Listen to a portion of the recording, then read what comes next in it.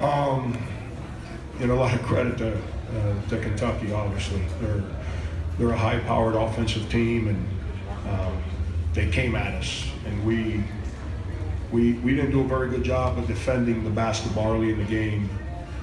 They just drove us and kind of put us on our heels, and by the time the game settled down, we were down 17, 18, something like that, and we regrouped and made it a competitive game, and at the end some guys just got tired. We weren't any good at practice yesterday, and I was very concerned. It's the first time all year we've had a bad practice, and I was very concerned about our team coming in today to play on this stage as bad as we were yesterday. Questions for the coach? Get a wireless microphone to you. Got one here. Frank, just how much did PJ's absence affect you defensively? Was it just they didn't quite have that perimeter look that they normally show? Talk about a 6'6" guy that knows how to defend. The bigger problem is now you're playing a lot of inexperienced guys at Rupp Arena against the number 5 team in the country or whatever they are, that's high-powered offensively in front of 25,000 people. And by the way, we've made progress as a program. So I remember sitting here with you guys some years ago and telling you that I've been in this building as a fan since I coached a couple guys that played for me in high school that played here.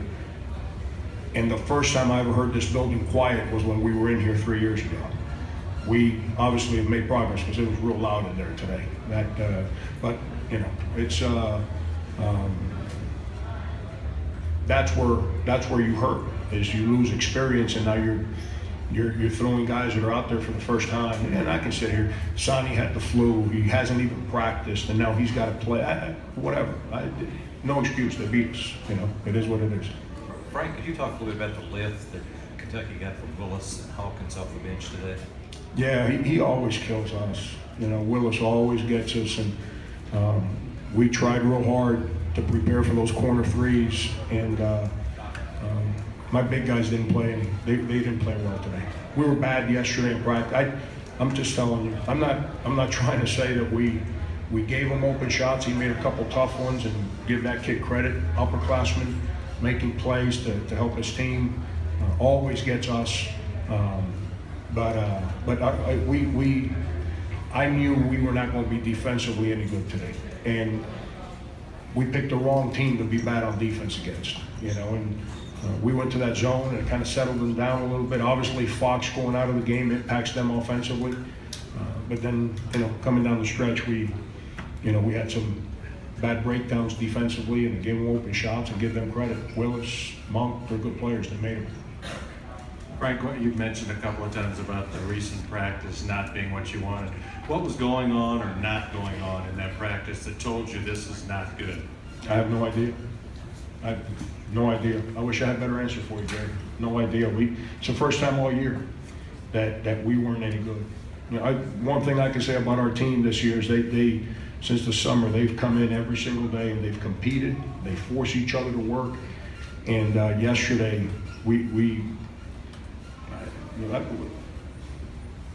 I don't think we pay too much attention to how young our basketball team really is. We got a couple seniors, and 3 to be exact. And then everyone else, Chris Silva's a sophomore, PJ sophomore, he didn't play. So now we get even younger because everyone else on our team's a first-year guy. And we just weren't good. I wish I had a better answer for you, Jerry. I'm not trying to hide anything, or I wouldn't have told you we were bad in practice. Frank, when did you realize that PJ wasn't going to be able to go, and how much of the onus did Sendarius take on knowing that PJ wasn't going to be able to go? Yeah, I'll answer the second part first. Sin's a winner. Those of you guys that asked me about him, he's a winner. He loves the big stage. He loves to compete. He loves to play. He loves to play within our structure, not just go out there and do whatever he wants to do. 90% of what he did today was through our structure, and he understands it so well that he's extremely aggressive in it. Yesterday at practice, towards the end, PJ went up for a layup and he landed, and he kind of looked awkward. but he didn't say anything. Then when we were on the plane on the way here, he started spasming up pretty bad. Our trainer, Mark Roger, who's phenomenal, our physician who's with us, they treated him all night, all day today. I don't know if any of you've ever had a back spasm. I've had 7 knee surgeries. I'll take any of those before I deal with a back spasm. It's not a comfortable thing. So, we just got to keep treating it and hope that thing kind of cools off and try and get him ready for Tuesday. Frank, a couple of questions. One, with what TaMarcus was able to do today, do you see his minutes increasing, especially if the offense continues to struggle as much as it has? Yeah, with him, everything's his hip. Everything's his hip. He felt real good. He was one of the few guys that was good in practice yesterday. And he felt real good earlier today.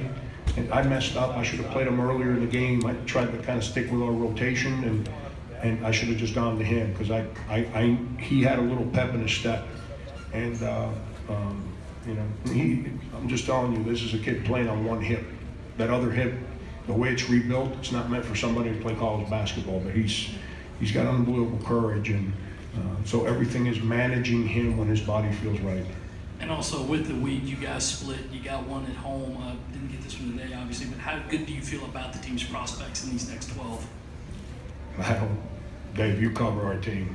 I don't think about 12, I think about 1. And once we win a game, that's not helping us win or lose the next game. We didn't wake up last Monday and say, let's split.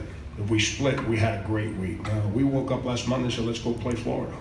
And when that one's over, we got to get on a plane and go to Kentucky, and then we'll deal with that one when the time comes. And, we'll get on the plane, go home today, and the leadership of our team, those 3 guys are phenomenal. They'll come in and get guys ready to go tomorrow. And our guys have been good this year.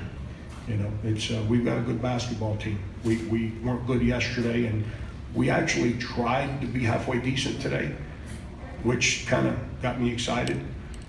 But we're not good enough to play well without preparing well. Frank, did you all do anything special to take Briscoe out of the game offensively for Kentucky?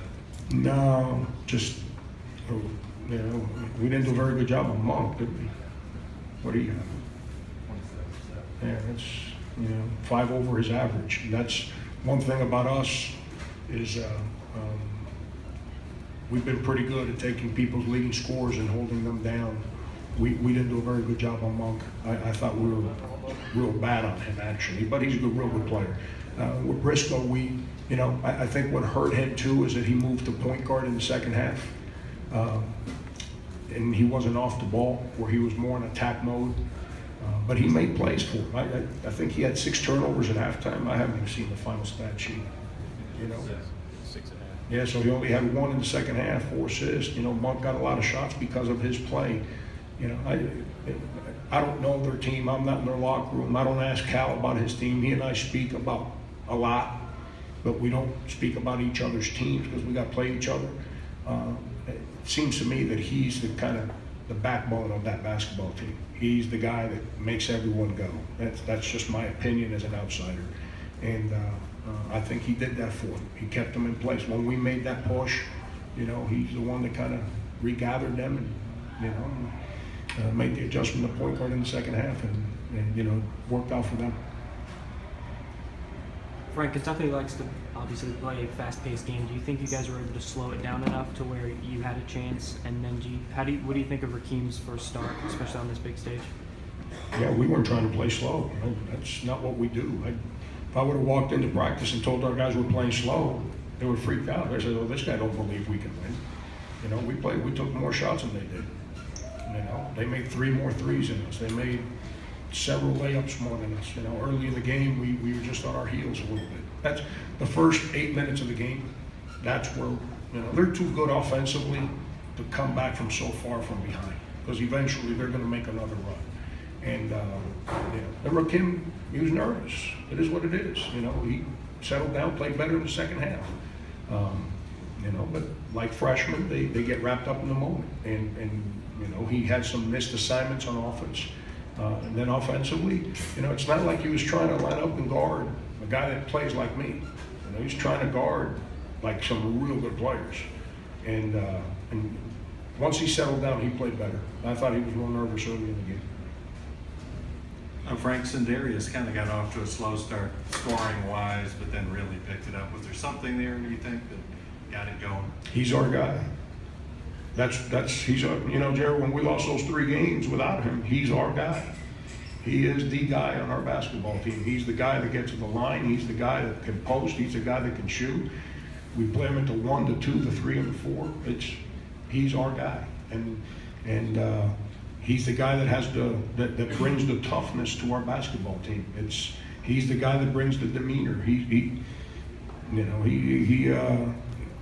the guy he's the personality of our team, and I'm real proud of him. He's having a heck of a senior year. He's done a great job of leading this team, and I'm going to expect him to be real good in practice tomorrow. Frank, y'all got into really early foul trouble in the first half, and then a couple of guys picked up some fourth fouls early in the second half. How much did that affect you guys? It seemed like y'all were going to Chris Silva early on the offensive end. Did having him come out of the game affect y'all on offense as well as defense? We should be used to him and Mike being in foul trouble. You know, that's all they do is foul. It's feast or famine. They either end the game with 0 points and 5 fouls, or they score 12 points, 7 rebounds. It's no in between with those guys. And you know, it's we did try to go. We were trying to put some fouls on Bam early in the game by trying to go at him. He went at us, and we didn't go at him. You know, and you know, it's those 2 guys didn't play well. It's just him. You're talking about Mike and Chris. Yeah, they neither one played well. Coach, thank you very much. Thank you.